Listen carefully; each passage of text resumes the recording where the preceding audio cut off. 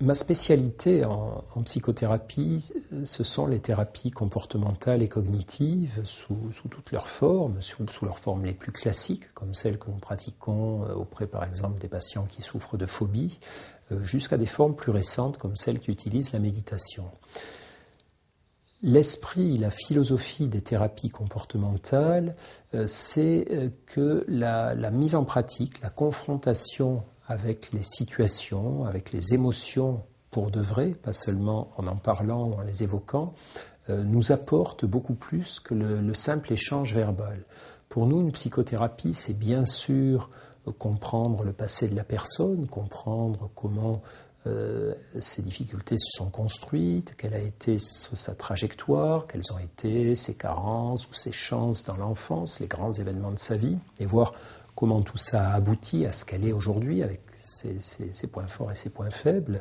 Mais pour nous, la psychothérapie, ça n'est pas seulement réfléchir au passé ou approfondir les causes de ce qui nous tourmente, mais c'est aussi modifier activement les difficultés que nous éprouvons au présent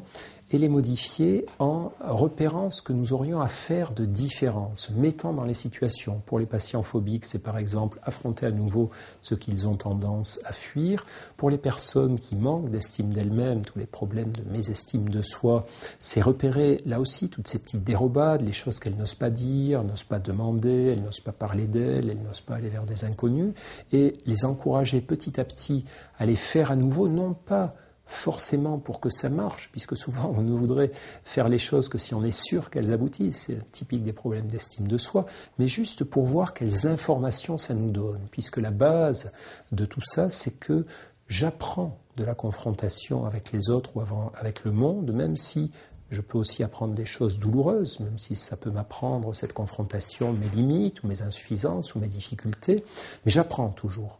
Et je peux apprendre aussi ce que je fais bien, mes succès, la manière dont je peux plaire ou intéresser les autres. Je vais apprendre des choses. Si j'évite, si je fuis, si je me replie sur moi et si je rumine, je n'apprendrai rien. Je reviens vers des choses que je connais déjà, mes ruminations d'insuffisance, d'incapacité, de souffrance, de mauvaise destinée, mais ça je connais par cœur. Donc plus j'évite, plus je reviens vers ces territoires très étriqués,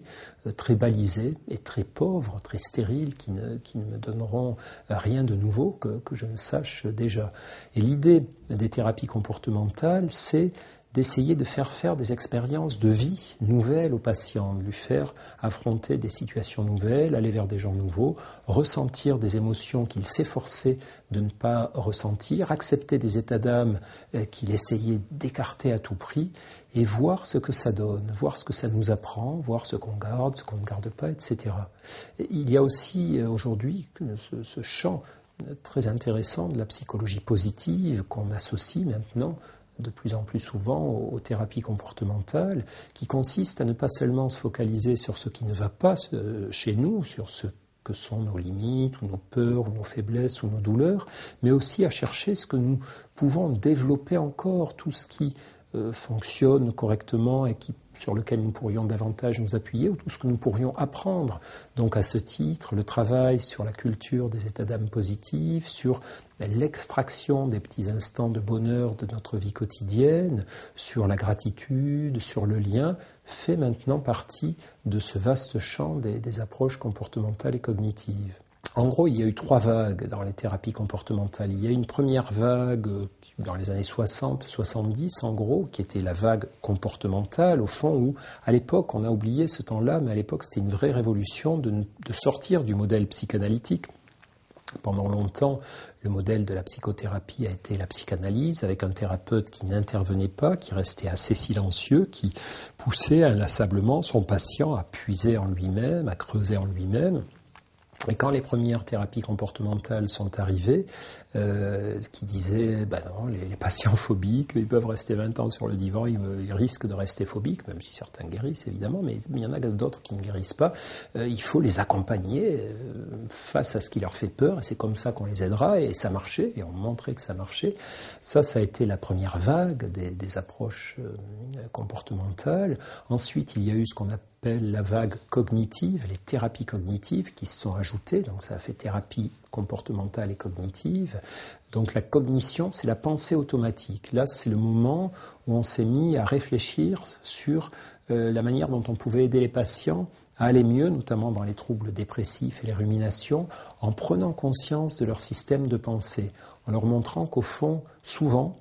ce qui les faisait souffrir, ça n'était pas seulement l'événement qui leur arrivait, mais la lecture qu'ils faisaient de cet événement. Par exemple, je rentre chez moi et je n'ai pas de message sur mon répondeur, ou je n'ai pas de courrier, ou je n'ai pas de mail. Enfin bref, je me sens abandonné, quoi. Il y a un petit événement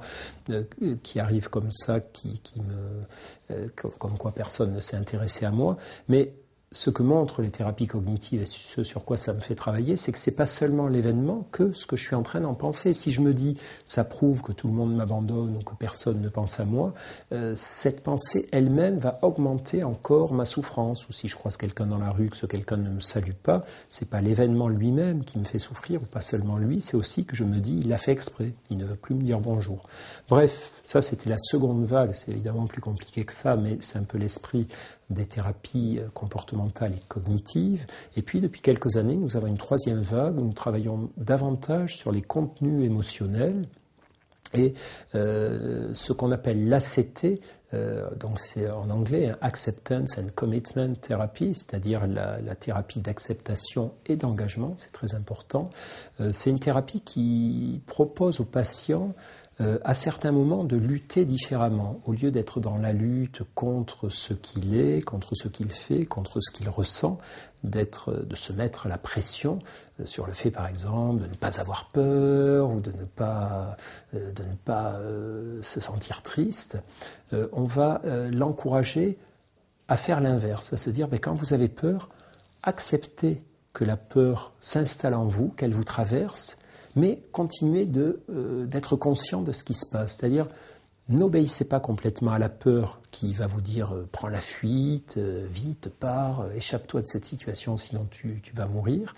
Ne lui obéissez pas complètement, mais n'essayez pas non plus de ne pas l'éprouver. Ne soyez pas dans l'attitude qui consistera à dire vite, téléphone à quelqu'un, écoute de la musique, distrais-toi pour ne pas ressentir de la peur. Là, c'est l'inverse. On leur dit finalement acceptez que la peur soit là, acceptez qu'elle vous bouscule comme une grosse vague bouscule un baigneur, et vous restez conscient, restez actif,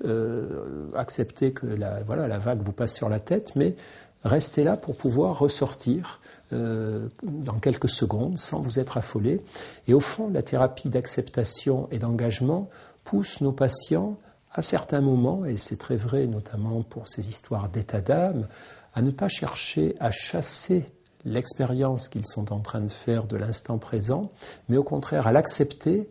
pour ensuite voir mieux ce qui va se passer. S'ils ont accepté d'être tristes, laisser passer la tristesse, observer ce que ça déclenche en eux. Et l'idée, c'est la suivante, c'est qu'au fond, ça n'est pas la même chose d'être triste, d'être pris dans sa tristesse et de se regarder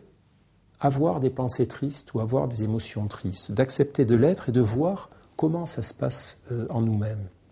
Et toutes ces thérapies d'acceptation et d'engagement sont finalement un cocktail assez subtil à doser de justement ce qu'est l'acceptation, ne pas se débattre face à la réalité, et de ce qu'est l'engagement. C'est-à-dire, c'est pas parce que j'accepte la réalité telle qu'elle est que je renonce à la changer. Si je suis face à quelqu'un qui dit des choses qui me paraissent inadéquates,